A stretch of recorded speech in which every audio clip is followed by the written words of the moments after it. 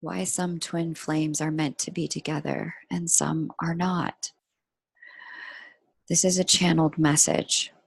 The channeling that was given to me is based on the work of Dolores Cannon. Her work using quantum healing hypnosis to reveal Earth's splitting and ascension into a higher vibration, and the 3 waves of volunteers assisting that ascension process were presented to me before the awareness of the twin flames' role within that process became known to me. Cannon's seminal talks on this process are linked in the description box below. If you haven't yet, please watch those talks.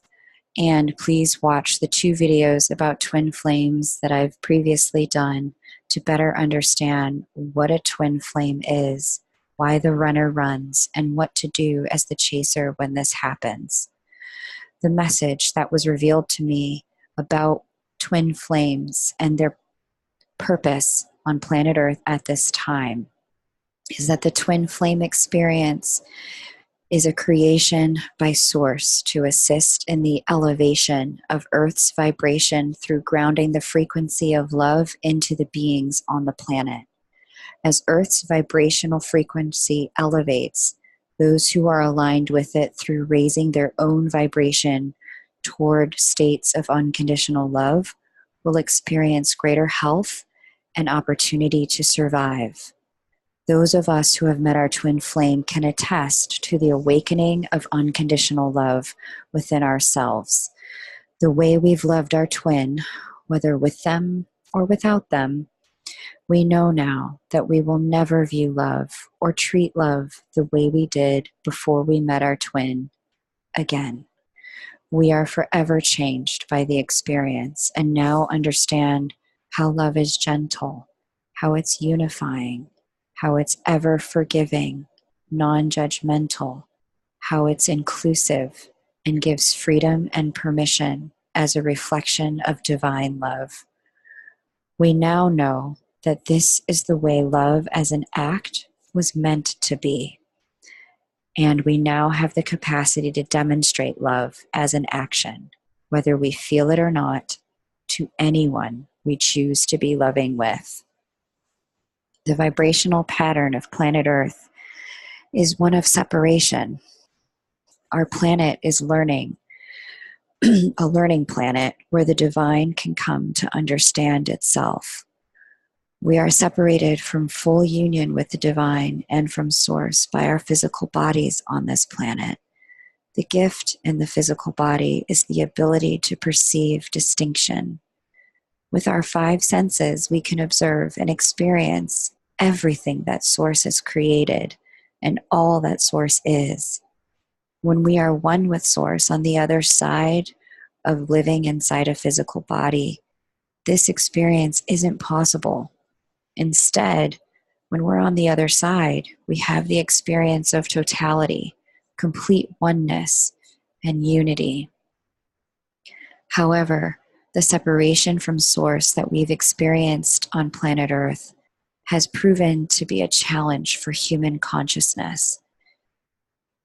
Fear, sadness, emptiness, and purposelessness have all caused humanity to misuse one another, the Earth, and the other beings on it, to try and regain the full expansion, omnipresence, and omnipotency we find when we're one with Source on the other side.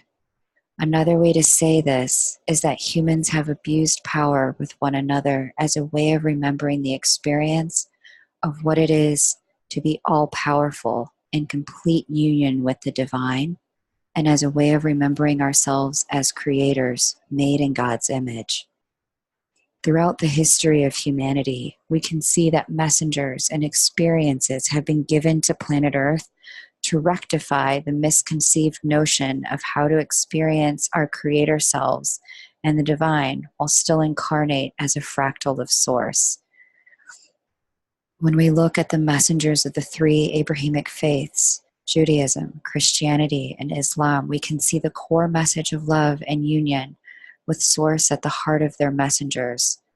Where there have been great separators, there have been great unifiers. Consider Viktor Frankl, Mahatma Gandhi, Jesus Christ, and Martin Luther King, among others. We've been given into our families people that we would not have otherwise chosen or accepted. Gay and lesbian family members of other races, and been shown what it means to truly accept and truly love by those that we might not have chosen otherwise. After every great moment of separation, there have been movements toward union. The free love movement of the 1960s and 70s, followed by the separation of World War II.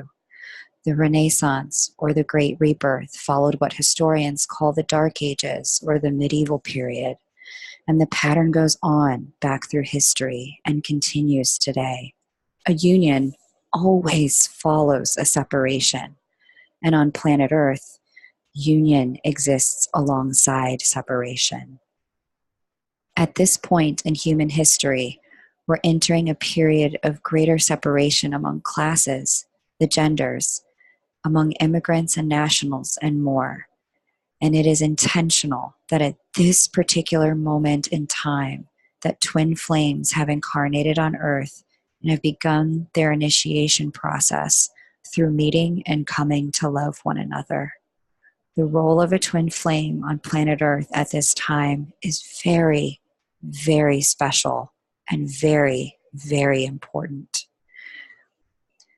Your twin and you chose to incarnate as one soul in separate bodies, many of you meeting and then separating, so that once you've been initiated into a vibrational frequency of unconditional love through loving your twin, you have the capacity to spread that love to others, thereby awakening the entire planet. Many twins will come together in union as an example of what true unconditional love looks like for the world, showing their communities and their families what it actually means to love one another and to be a reflection of divine love.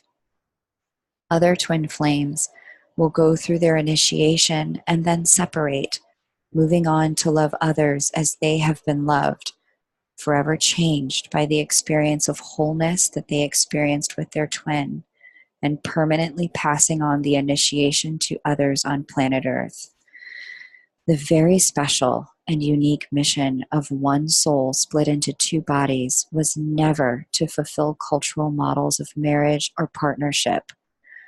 Some twins may do this, many will not.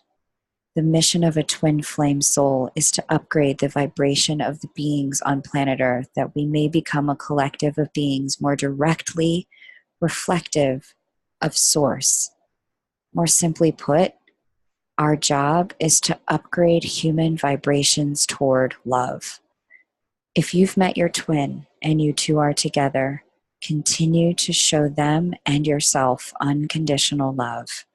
It is by modeling what love truly is that you both clear karmic patterns in your ancestral line, upgrade your DNA, and transform the vibrational patterns of your communities. This can be hard.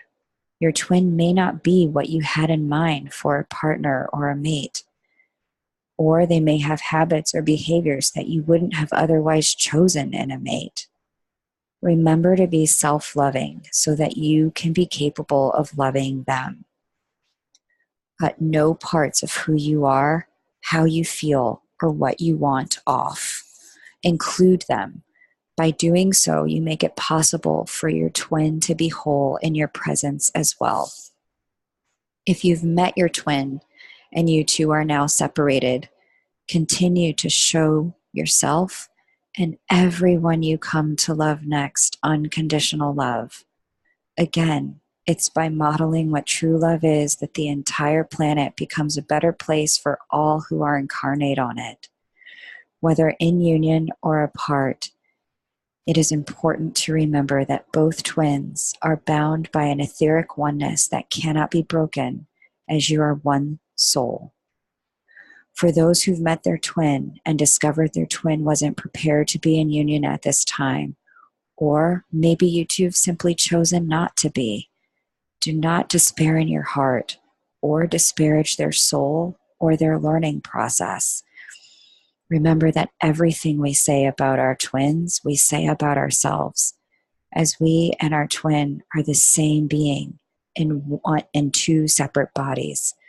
Instead, wish your twin well and practice self-love, and remove yourself from the disappointment, heartbreak, and pain that will force you to choose greater separation. And instead, choose the kind of partnership that most amplifies your joy, your happiness, and your freedom to be the gift that you were created to be. By becoming the vibration of love in your body, you flood the connection between you and your twin with love, accelerating your twin's evolution, and again, modeling what love from the divine looks like to all around you.